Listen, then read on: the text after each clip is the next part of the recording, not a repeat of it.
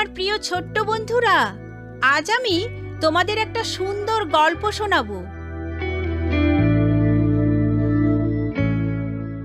ওয়াইল্ডেন বনের রহস্য।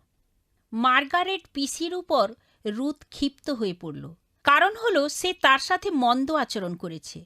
এর শাস্তিস্বরূপ রাতের খাবার না খেয়ে বিছানায় শুয়ে পড়ল। নীরবে ফিলিপ তার ঘরে প্রবেশ করল। রুথ, এটা তোমার জন্য। আমি আমার পকেটে লুকিয়ে রেখেছিলাম। রুথ ভীষণ ক্ষুধার্ত, তাই স্যান্ডউইচটি হাতে পাবার সাথে সাথে এক কামড় খেয়ে ফেলল। ফিলিপ, আমি ভালো হতে চাই, তা আমি কেন পারছি না?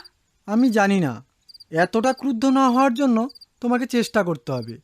আর এ ধরনের ঘৃণাসূচক কথা না বলা ভালো। পিসির দয়ায় আমরা এখানে থাকতে পারছি। আমাদের পিতামাতা মিশনারির কাজে ভারতে চলে গেছেন। রুথ দীর্ঘশ্বাস ছাড়ল।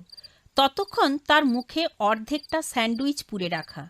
হঠাৎ করে তারা মার্গারেটের পদধ্বনি শুনতে পেল।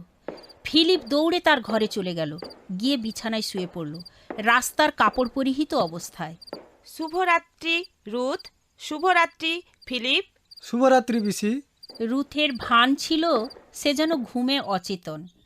পরের দিন সকালে ছুটি কাটানোর জন্য একটা পরিকল্পনা এঁটে নিল। ওয়াইল্ডেন বনে গিয়ে আমরা আবিষ্কার করব, হয়তো ছোট নদীর পাড়ে পাখিরা তাদের ডিমে তা দিচ্ছে।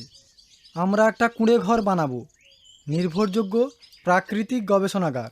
রুথের উৎসাহের শেষ রইল না। উভয়েই ছুটে চলল সংকীর্ণ পথ ধরে, যা পৌঁছে গেছে জঙ্গলের মধ্যে। রুথ ঠায় দাঁড়িয়ে মিস্টার টান্নার মেষপাল দেখছে।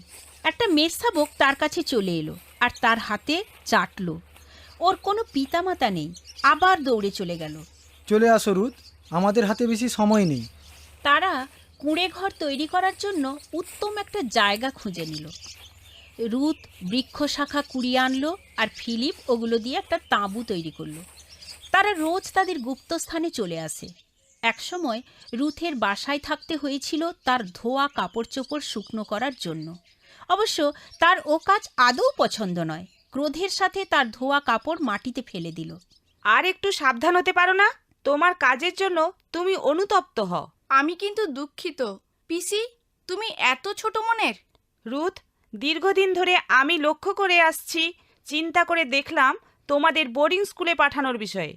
তাহলে আমি পালিয়ে যাব। ক্রুদ্ধ রুথ পালিয়ে গেল। অনেক দূরে।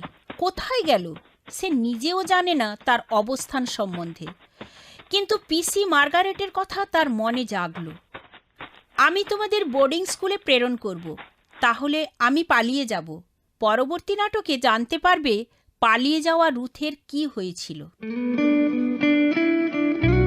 বাই বাই ছোট্ট বন্ধুরা, আমি অতসী।